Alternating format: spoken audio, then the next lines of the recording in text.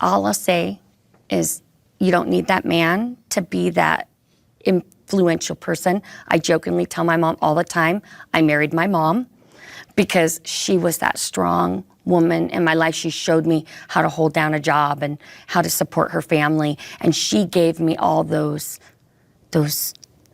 like life skills and everything. So when I looked for someone to marry, it wasn't about it being a man or a woman. It was someone who was going to take care of me, someone who was going to support me. So it doesn't just have to be that father figure that gives you those ideas of what will make a good partner.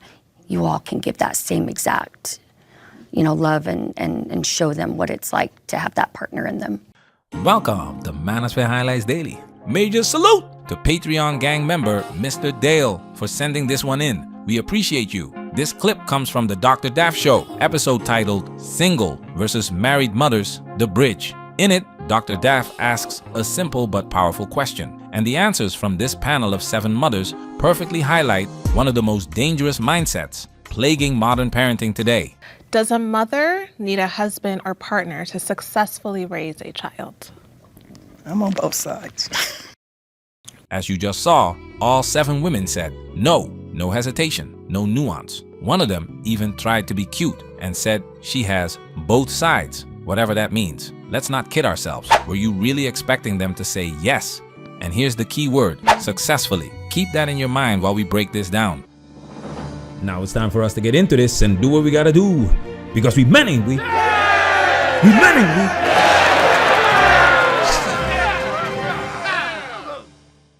Okay, we haven't heard a lot from you. I feel like they don't need it, but it's always that supportive backbone. I think that, personally with my husband, he is the one that wakes the kids up, gets them ready for school, puts them to sleep, and he works in between the day, and I do everything in between. So I feel like in my personal situation, I would really need that because it does give me those small windows for myself. And that's my spouse for me, but it could be someone's parent for them, like grandma, grandpa, being their support. But I feel like they don't need it, but it could be something they could long for when it comes to that.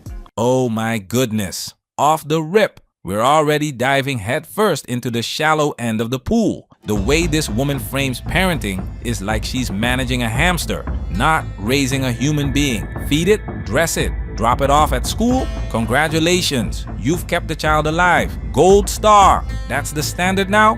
Modern society has made it so you don't need a man to clothe or feed your child. Great, but that's the bare minimum. She leads with her husband taking the kids to school and putting them to bed like that's advanced level parenting. Ma'am, what exactly are you doing when the kids are at school? And don't get me started. We've got a whole video breaking down how a lot of these self-proclaimed trat wives are out here doing a whole bunch of nothing. May I ask how old are your kids, if you don't mind? I'm 25 and my oldest just turned 6. His sister is 4 going to 5 and my baby is 1.5. Okay, that's why I was gonna say, like, I totally agree. Like, I don't think we need it, but at those ages, and that's what I figured, like, that you need, longing for that. Again, it's like that kind of the community, right? Like you said, it could be someone's mother or somebody. And I definitely wholeheartedly disagree with that. You need a husband or a partner. Even when it comes back to that last question with being a single mother, how do you navigate teaching your daughter about men and stuff? I think being single has allotted me also like platonic male friendships. And I'm realizing it's so important that my daughter can see safety in those friendships with men just as much as women. I think just as people, we need each other, right? There's this balance that if you only have female friends or only this, it's like you will only get that one side of opinion. And I have male friends with only daughters, and they're 100% involved, and her daughter is her father is 100% involved, and she gets different versions of men that she can find safety in, and they've seen her grow up. So wait, what? You're talking about your daughter being raised around platonic male friendships? What are you doing? This ain't just about male presence, this is access. You've got non-family men around your daughter, calling that a parenting structure? Ladies, orbiters are not co-parents. These men are sticking around hoping you slip up and leave the gate to the punani unlocked. That's all it is. And flip the script. If a father had random women around his son all the time, you'd be calling the cops and tagging child services. But somehow, you get to play liberal godmother with your male friends around your daughter. It's delusional. And this is why when a dad gets a new woman, the baby mama loses her mind. When my son turned 3, his dad started dating a girl. And no shade to her, because I really don't want this video to come off as like I'm trying to start drama, because I'm really not. I'm just trying to say how I felt, because my feelings are valid and how I felt, how I feel is valid. And he started dating this girl. Of course, I was upset at the beginning because it's hard to see the person who you thought was going to be like your family, and even though I was the one who left, it still hurt me to see or to think of him being with another girl, because I had never seen him be with another girl, especially with our son. Or I'd seen him be with other girls. That's a lie. He was with a lot of girls in high school. Touché! There it is. She was out here with a whole new boyfriend, but her ex moves on and suddenly she's crying about boundaries. These women act like the children are theirs and the man was just a donor. Why? Because emotionally, a lot of them are still children themselves. I was gonna say, yeah, like I don't feel like we need it, but in those ages and stuff like that, because right around 6 years old, my daughter was, we had to kind of create a schedule. We created a schedule together. So I wake her up and then I'm like, okay, what's next? And she became so self-sufficient. Now she's 11 and I don't even have to tell her she's picking out her clothes for the next day. She chooses to wake up earlier in the day so she can get herself ready for school and make herself breakfast and stuff like that. So it is something that like you kind of like ingrain into them as you go on. But yeah, I think that there is a sense of community that you need, but it doesn't have to be the husband or the partner or anything. Oh yay! Her daughter can make breakfast. Look at that self-sufficiency. Ma'am, life is more than toaster waffles. Why do kids do better in two-parent homes? Because the bar is higher than whether or not they can pour cereal and get to school on time. I think having the husband is a nice to have, because ultimately the mother is the one that's keeping the home, but it's nice to also, if you, at the end of the day, the kids are asleep, if you need to vent, you have someone there. It's an advantage. It's a nice to have. I think something I haven't heard anyone share that I noticed being a mom and being married is sometimes there's just decisions. It could be like the smallest thing, but I'm not able to fully know, is this the right decision to make? And having someone else, just even if they give you the wrong answer, it's like, well, that was your fault then, but just having that person to kind of bounce it off of also just, I think, helps. But like you said, you can have that with a parent or someone else as well. I think when it's their parent, you might feel a little bit more secure, but just having another adult to have conversations with about things that affect the child. This is downright embarrassing. It's like they've never even considered the value of masculine influence, male presence. We did a whole video on this, got flagged and deleted by YouTube.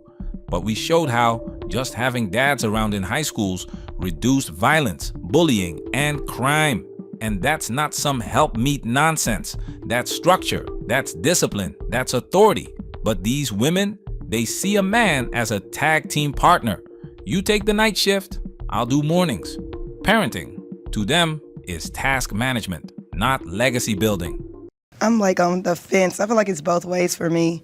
Now that I don't have my mom, I'm like, you do need a husband. Because before, she was telling me like what to do and stuff.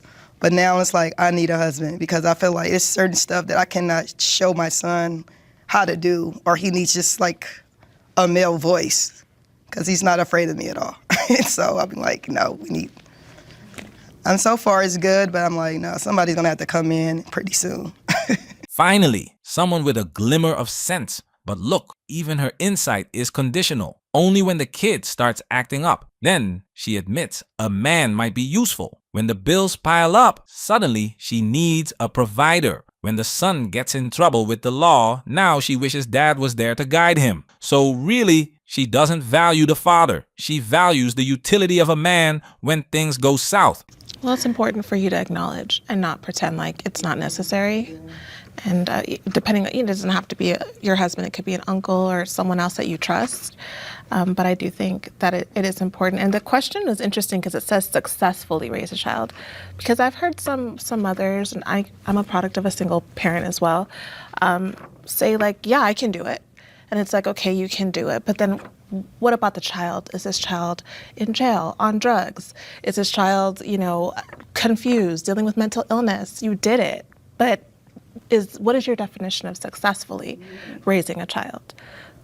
Here we go. These women don't even understand the question. So do you have any thoughts on that?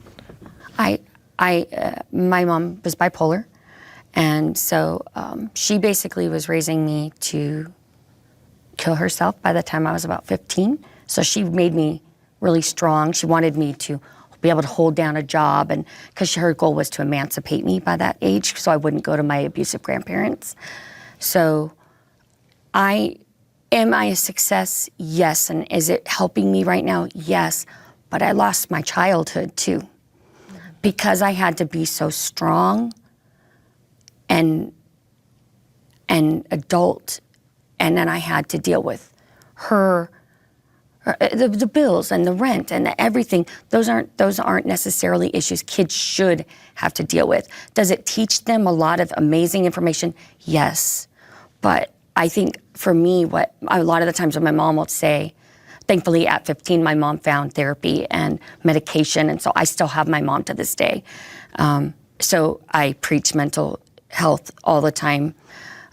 But my mom will say, you're raising weak kids. And I said, no, I'm raising kids. They deserve to be children. They don't need to be that strong. They don't need to know how to do that yet. I also have a husband who supports me. You were a single mom and you didn't have anywhere for me to go in this situation. If something happens to me or my husband, we already have a family that's going to take both kids and they're going to transition right in, and they're with the loving people so we have it prepared. I said, you were floating by yourself down the rapids and had no help. She had no village. So I understand why I was raised the way I was. And like I said, am I successful? Yes. I didn't do drugs. I was a good kid. But at the same time, there are times that it kind of when I see my kids just getting to be kids, it's a little resentful. Or my mom, I call it, we're like goats fighting sometimes because she needs help with her medical, but I'm strong and she's strong and we're both heading, and I go, you made me this way. This is what happens when you made me a strong woman to take care of myself. I'm now taking care of everyone, and that's my job. And so it makes it hard because I feel like I'm too strong sometimes, and I don't know when to back off and just let it be. So nobody held the bipolar mom accountable? No one intervened? That's the cost of fatherlessness. It's not just dad missing. It's his whole family tree gone too. The uncles, the granddad, the cousins. That whole structure gets wiped out. And who replaces it? A mother who might be emotionally unstable and unchecked. Definitely, I felt sometimes it was too much for my daughter, and I also felt responsible for taking her from different country, separate her from her father and taking her here. And one time we even had to use her money that she made as an actress to pay our rent, which I'm very against. I think kids make money for themselves, but it was like that. But at the same time, I think this is her destiny and this is her life. And as they say, our kids will always find something to talk with their therapist about. Even if they're coming from the most loving family in the whole world, they'll find something to resent us for. So I think it's all good. It's all good.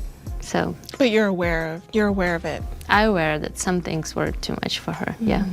You've got to be kidding me. You separated your daughter from her father, moved countries, and then spun that into destiny. Lady, you chose her destiny. like many women do. And if a man did this, just packed up and left with the kid, he'd be labeled an abuser and have Amber Alerts flying all over the country. But when you do it, it's love and intuition. This is why divorce courts are so brutal, because they reward this selfishness. It's all about what she feels, not what's best for the child. And that therapist comment, pure cope. She's trying to normalize trauma like it's inevitable. Nah, good parenting minimizes trauma. That's the goal.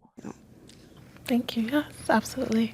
There's a lyric to like a rap song that says like, my baby mama is stronger than most of you, and they say like a bad expletive. And sometimes when my children's father is like around and, you know, maybe we spend the night at the great grandmother's house and like the kids are ready to like pack up their things and help me carry them to the car, I think of that because I kind of just raised them to like do things, and they do. They like pick up some of the slack.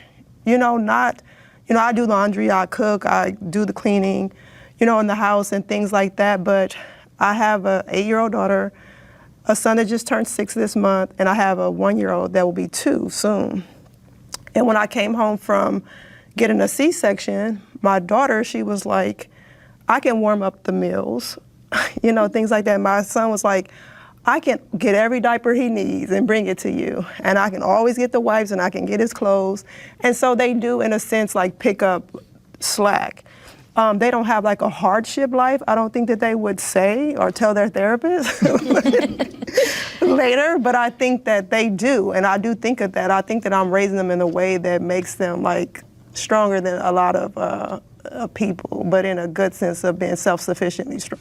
Oh, wow. Self-sufficiency again. Let me ask you this. What's the reading level of your kids? Because we can talk all day about raising independent children, but we're seeing some of the lowest academic performances, especially among black boys. Where's the emotional regulation, the forward planning, the discipline? So let's be real. Are these mothers raising kids or managing them? Are they building independence or just raising kids who survive without ever learning to thrive? Telling your child to be self-sufficient is one thing. Teaching them to think critically, communicate clearly, and plan for the future, that's parenting. Because real self-sufficiency isn't declared, it's developed. Let me know what y'all think in the comments. Does a mother really not need a man to successfully raise a child? Or are we just watching a generation normalize broken homes and calling it empowerment? And I think as mothers, you have to give yourself credit or give yourself grace.